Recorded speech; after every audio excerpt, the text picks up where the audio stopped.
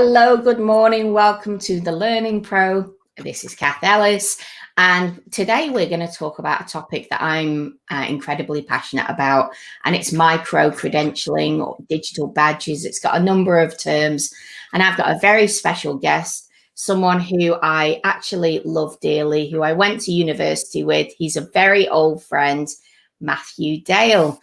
Hello, Matthew. Hey, Cath, what a treat to spend my Friday afternoon with you. It's just like the good old times. Oh my goodness, it really is. I did put a disclaimer into the wording of the LinkedIn post saying expect an excessive amount of silliness in this episode because when me and you get together, there is a lot of silliness. But Matthew, tell us a little bit about Educonomy. Tell us a little bit about yourself. For sure. Thank you. So why don't I start with myself, because it's kind of where Educonomy really sort of started. I've been working in the education sector for about 15 years now. Started training international students in vocational education, in hospitality, actually, which is, I know, where you began part of your career as well, Cath.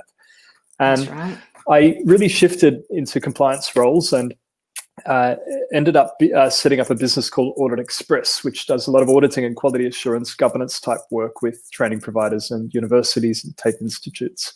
And for a small stint there, was also a policy advisor to the minister. And in the mix of all of this, as a mature age student, I went and studied adult learning and development at Monash, which is where I met you, my darling, and built a very strong professional and lifelong friendship as a really good foundation starting point. And a really big part of what we covered while we were at Monash was really looking at some of the use cases that you had at the time for digital badging and I guess shorter form credentials, and equally myself with where I was at in my career at that point in time, and another one of our colleagues, Darcy, who was working in the fintech kind of space and accounting space. So even at that point, which is almost a decade ago now, makes me feel pretty old. We could really see the use cases for really shifting and pivoting and changing the way that training programs and degrees were delivered. And it was something that the sector wasn't necessarily ready for a decade ago, but in the last sort of couple of years, we've seen a lot of progress towards it. And that's really where I've started to emerge with Educonomy. The work that I was personally doing in the edtech space was getting a bit disruptive for my auditor colleagues. And as we shift in auditing more towards aged care and kind of health and care related industries, the education piece needs to take less of a limelight. So we've established Educonomy as a way of supporting organizations to identify the right edtech platforms for their organizations, to be able to optimize and maximize, I guess, the functionality of the platforms that they've already got access to. And most organizations have got, at least 10, 15, maybe 20 different platforms in their tech stack. And a lot of the features and functionality are really underutilized. So it's a really big part of what we're doing, but also supporting organizations to really rethink and pivot the way that they structure, design, and deliver their approach to training programs and the content they're in. So we work on the strategic level and on the platform level as well. It's I was so interested in having you on because you're the only one that I know in my kind of little network of nerds who is as passionate about digital credentials as me right now. I was very passionate about this quite a long time ago, and people were just kind of like, it's just going way above their heads. But you're actually in this space and you're doing it. Yeah. And for those, actually, I'm overlooking our audience because we've got some people tuned in right now, and we've got Dale Pobega. Do you know Dale? Hey, he Dale, says an audience of one. And he says, I like the idea of informal dialogue. Nice move. Most webinars are so bleh. Well, Dale, I'm glad you feel that way. This is just a really informal chat, and especially with someone so knowledgeable and in the RTO world, this is your man. Matt, tell me. I'm just going to ask a question here. Oh, here you go. He's saying hi there. So tell me, Matt, you've got in the RTO space. For anyone who's tuning in from outside of Australia, RTO is Registered Training Organisation. So this is like the qualification overarching parameters, yeah. And like now when a community student, college. yeah, absolutely. So something that's not a university but is in line of a college, you know. Yeah. When a student now starts school, they get given a student like number that stays with them for their whole life, don't they? Absolutely, yeah. So they get a unique student identifier, otherwise known as a USI. We like to acronymize everything. Yes, of in the course. education space. RTO, how could it not be? It has so many acronyms. So I when me and you went to uni, they didn't have this. This has been in the last 5 years they've introduced this. Yeah, and it's interesting because I guess different numbers exist. So there is a Victorian student number, there's a unique student identifier, which is applied at a vocational level, at a national level. And in university land, a lot of universities have been able to get access to Digify, which is a digital badging platform that is used to issue digital qualifications, which is all verified on the blockchain.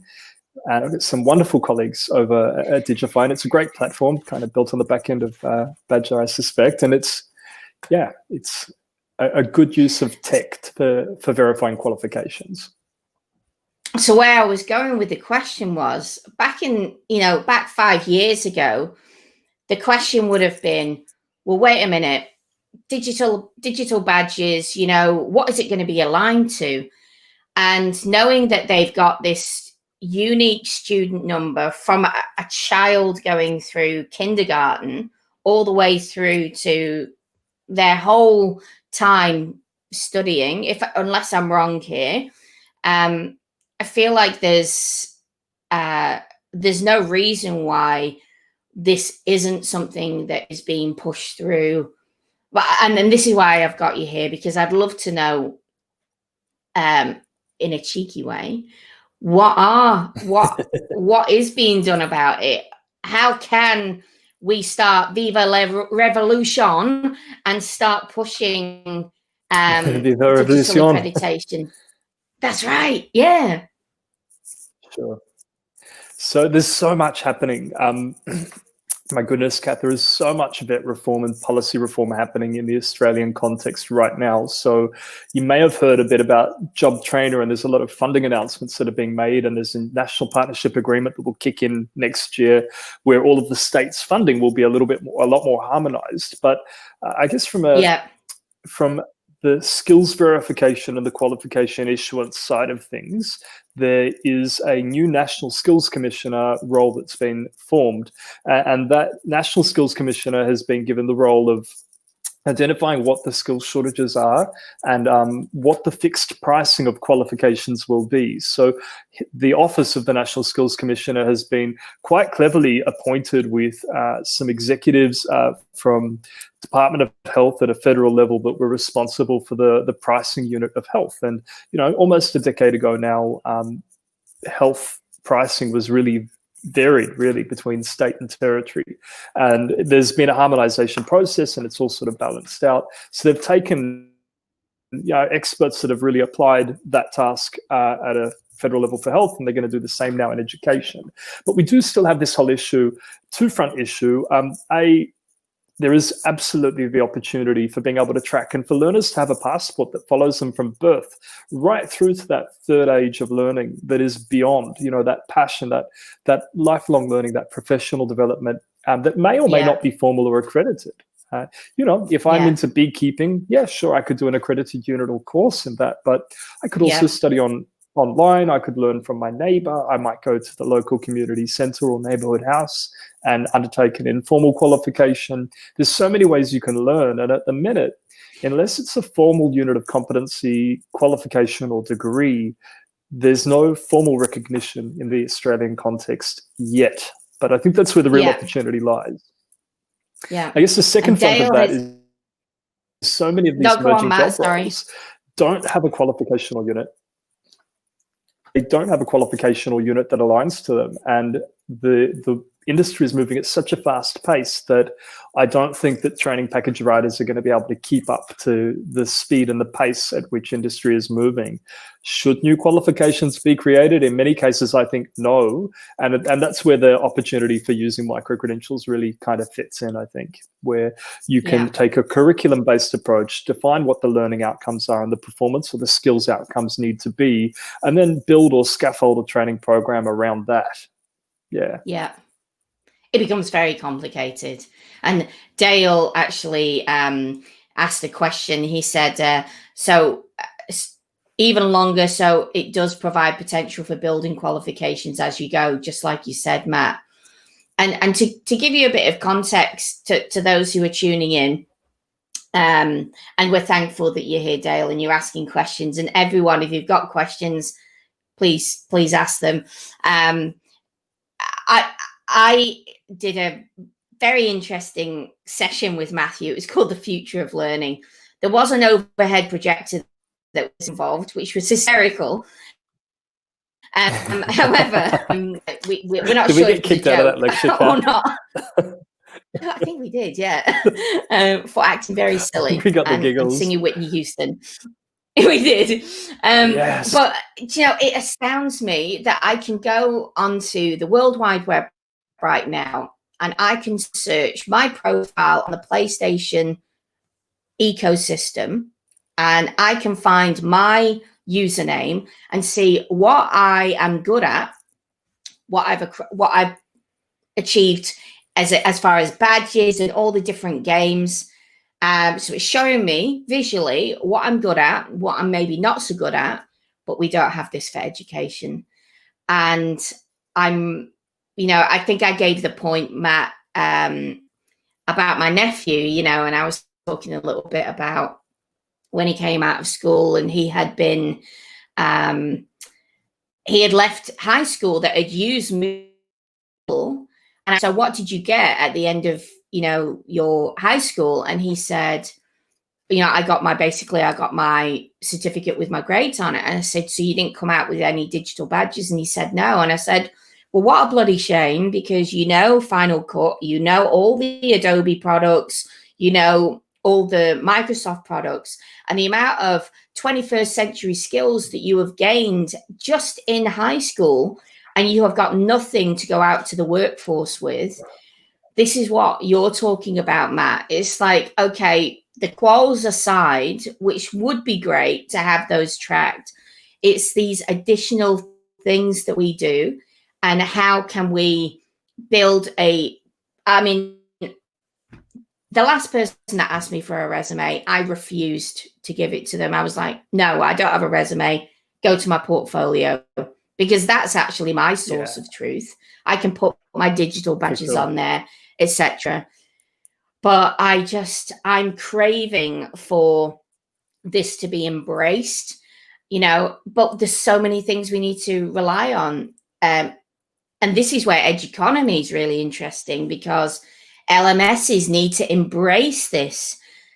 Like, I've worked in an RTO space. I'll let you talk in a second. One more thing I'll just say. I worked in an RTO space, I remember the whole shitstorm of conversations about LMSs, because, oh no, we need it to have that one element for the Australian, number, for that number to be able to be registered, for auditing purposes.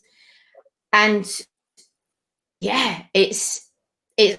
then the question is, we've got these we've got these state standards, we've got these national standards, but what about worldwide standards as well? becomes very complicated. Yeah, so interesting. And there are actually like global standards, like ISO standards for the provision of non-accredited training. And we're really keen, in our own business to really align ourselves with those standards and to, take the next step up. And we're really starting to see like a lot of training providers, obviously registered training organizations that are wanting to get their online courses audited to check if they are best practice. And we've built a series of tools through Audit Express to be able to review the quality of those online programs, but we've benchmarked and modeled off some great research that's come out of Canada and some other really good stuff that's come out of the some of the frameworks out of the European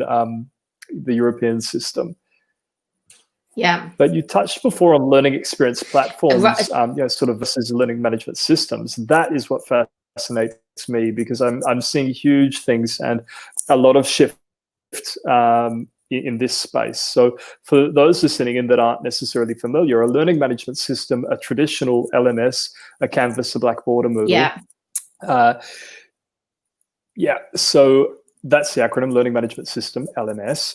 And then a learning experience platform is an LEP or an LXP. And it can be a little bit difficult to understand the difference between the two, because there are quite a few definitions floating around.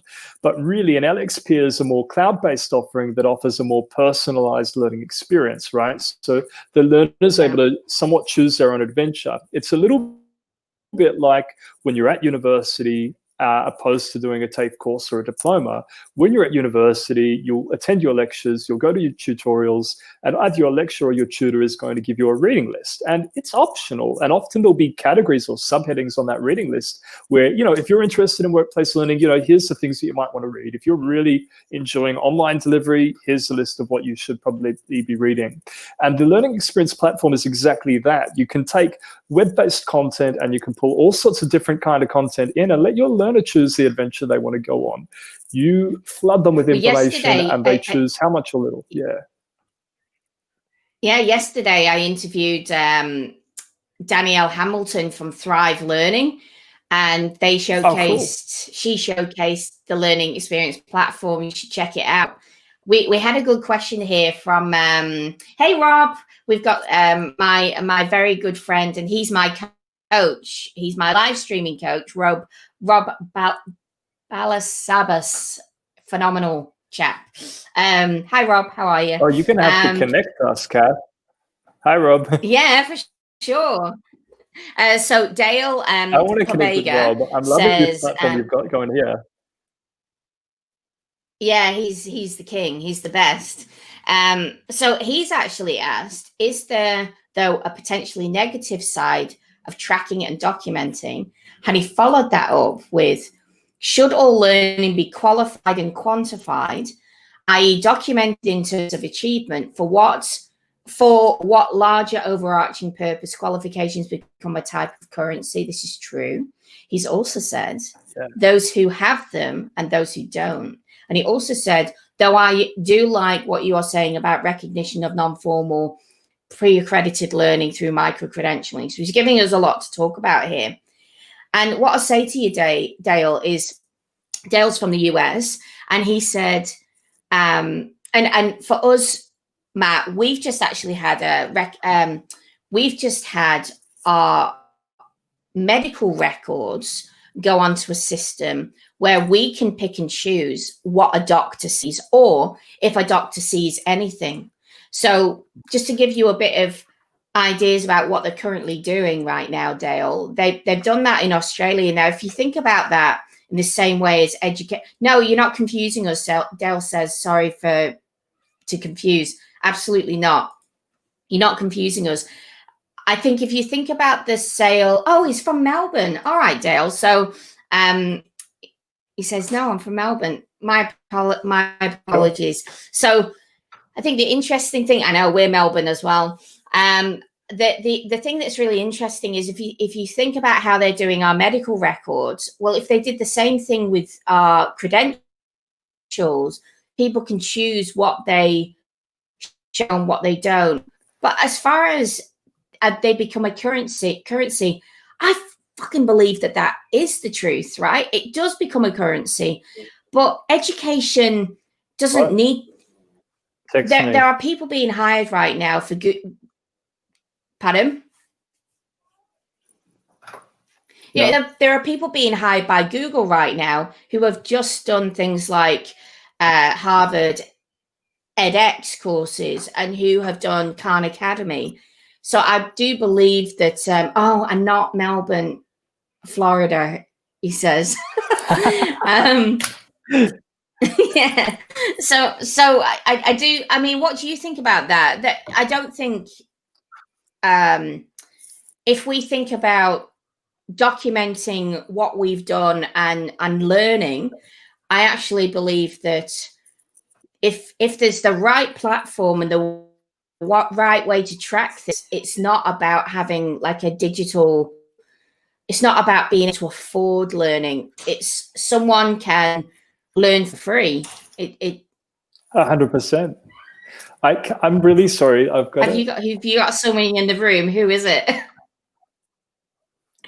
Is it Ella? We're in lockdown at the farm, and it's Baljeet. No, this is Buford. Say hi. Is that a goat? It's a kid goat. Yeah, she's a week old. Oh, That is absolutely fantastic. sorry. Buford, what a fantastic name. Yeah, Baljeet and Buford. We got two Hello. of them. Hey, you gonna go back out? Oh my goodness. You're so How's he doing walking? Oh. Yeah, she's doing good. Did you just she's squeeze him too hard? Hi, Ella. Is that Just Ella? playing. Just throw the goat. That's Ella. Ella Cat says hi. Hi. So She's to getting totally so answer big. the question, Cath, like I think there's huge amount of opportunity, right? And the health records is a great example. And if we put aside the whole, I guess the whole data security concerns that can come with big data. So, you do need the provision for opt-in, opt-out, and some people are going to be afraid of Big Brother. Some people will be more open and receptive to it. So if we put all that aside, we partially have the platform already there with the unique student identifier. Now, whether or not that the framework that sits around that will be suitable or appropriate, or if it needs to be updated, I guess there's already steps taken. We've got rigorous processes in place for provider data reporting. So providers do need to currently report the accredited training they're delivering. I think it's more around the need to establish a framework for the reporting of non-accredited delivery. And I guess that really comes down to the core of it, what quality looks like in the non-accredited space. And I think that's really, like, if you were to go to the root cause of what all of this is, I guess that's a benchmark. Like, what is quality? What is quality in non-accredited delivery? And I guess it really comes back down to a curriculum-based approach to delivery. And, learning design and a curriculum-based approach has become a bit of a lost art. And you'd know this, Cath, from working with registered training organizations, opposed to working with, like a large employer. And, by jumping onto your portfolio, we can see the amazing large providers and large employers you work with, and cosmetic companies. And cosmetic companies are a great example. Look at their approach to learning design. It's pure curriculum based. It's absolutely andragogically designed, and we don't see that often in formal education, whether it be vocational education or higher education. It's so typically lockstep and a very traditional, outdated approach to delivery. And I think the two really are synonymous with each other. New approach to delivery plus micro-credentials, and the verification of that learning and the skills that you've gained along the way,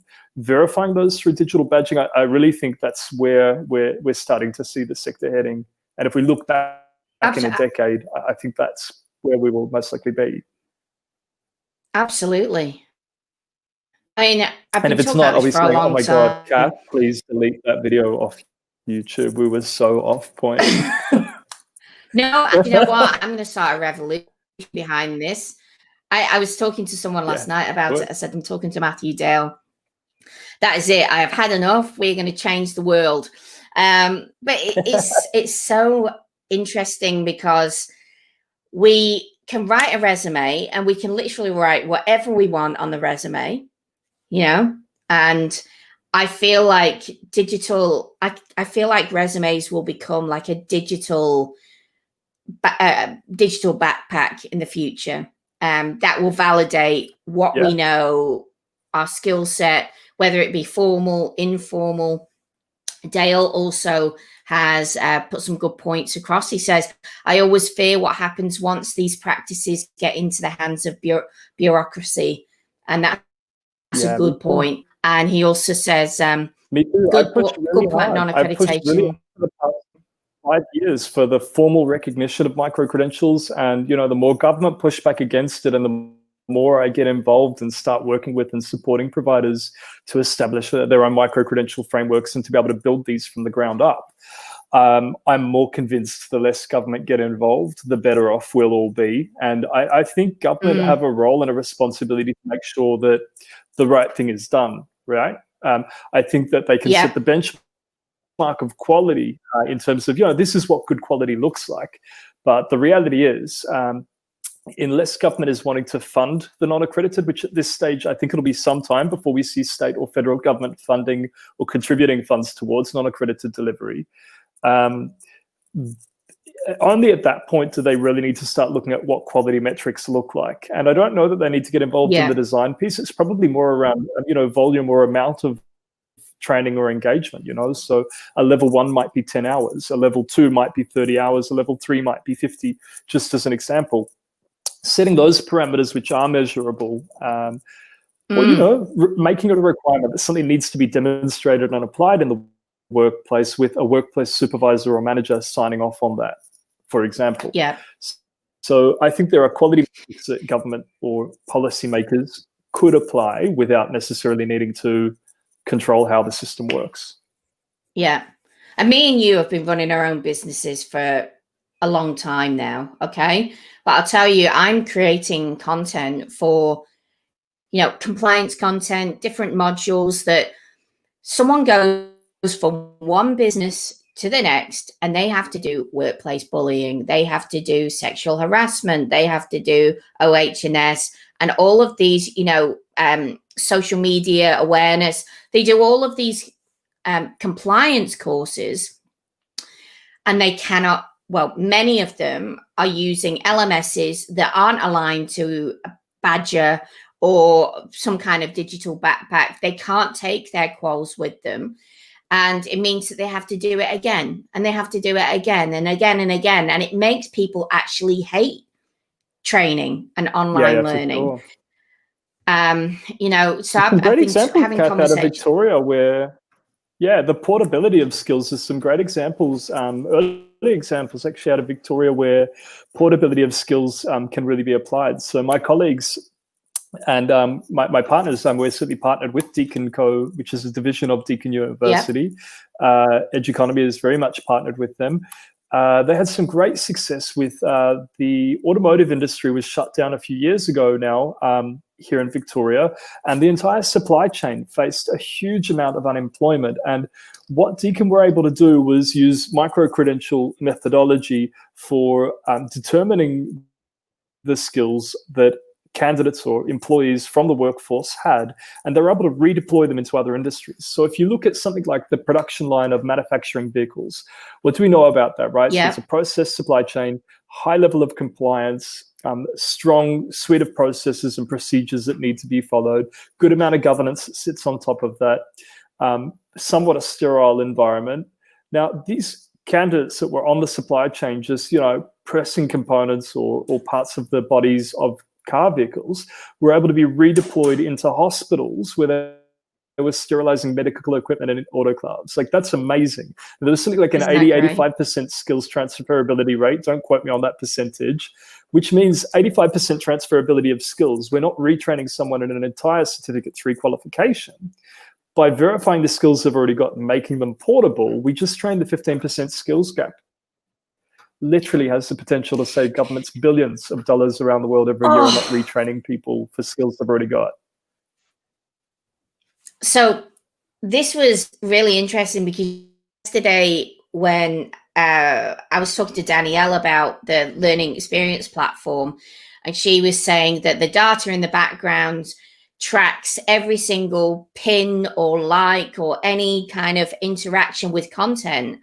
So the data in the back end kind of, you can look at it and you can say, okay, so we've got 500 interactions on this topic, but we've only got a few bits of information.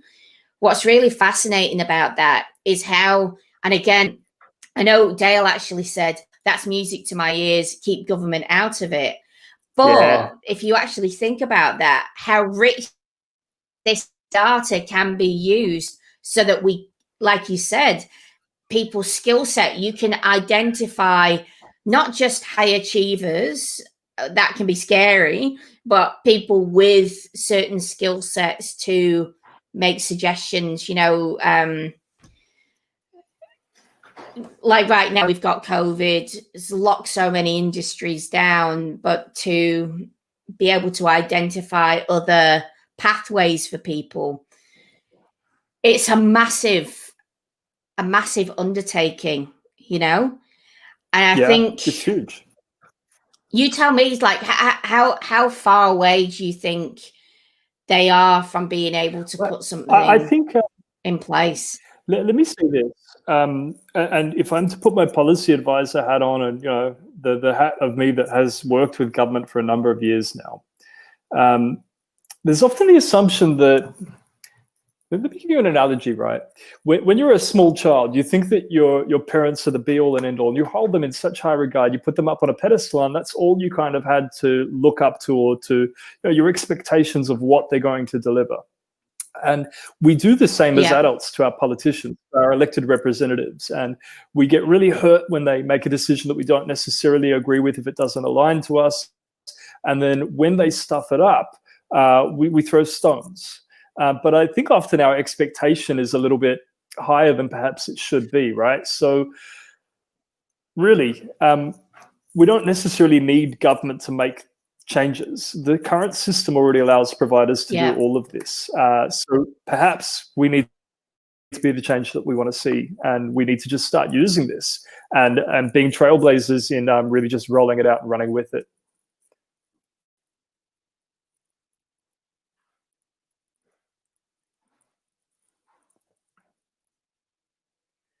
So you still there, Cath? I think you may have gone a bit frozen. I can see the next thing that's come up on the screen here is getting started using digital badges. And there's a lot of different platforms that are out there on the market at the minute, which are really so vast and varied. A lot of them are developed in America and built around the American system. There are some that are starting to emerge outside of Australia. And perhaps, Cath, what we might be able to do is have another session just really focusing on, hey, you're back. I was just doing a bit of a tap dance while you were gone. I don't know what happened, but I'm back. No, it's all good. Given that we've got really limited time, I've got some really exciting news in the digital badging space that'll be announced in the next week or so. Maybe what we could do in the next couple of weeks is come back and have a session just on badging. How does that sound? Yeah, I'd love that. I'd love that. I know we only have minutes with you, and I'm like, but Dale is basically saying he's giving us loads. He's like, I like the idea of portability. I like the concept of collective forms of recognizing learning. I already picked up on this one. He said, good point about non-accredited, like the idea of formative assessment, getting a look in here. He said, I think this is a great discussion.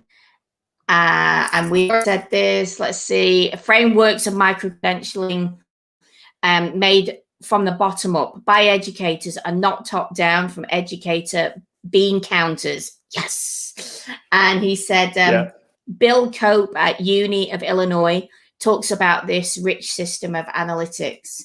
He said, fascinating. He said, oh, you two are part of my tribe. Welcome to the tribe, Dale.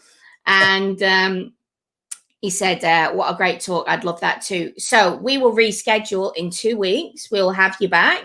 Beautiful. Matt.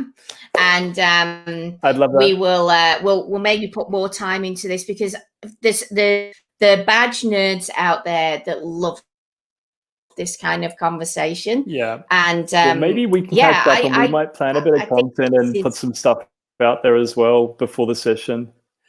Yeah, and share some things. Yeah, Yeah, absolutely. Share a few absolutely. themes. I'm going to have to run, guys, but it's been so good connecting Yes. with you, Cath, and I can't wait to catch up with you for a nice glass of champagne once this COVID lockdown is all over. Oh, that sounds fantastic. I'll come out to the farm. I'll meet the goat. Done. Give Ella a big kiss. And thank you, guys. Thank you for everyone tuning in. It's been wonderful. And Matthew, you are the king. I will please give my love to Kevin. And absolutely, you take care. Bye, guys. Thank you.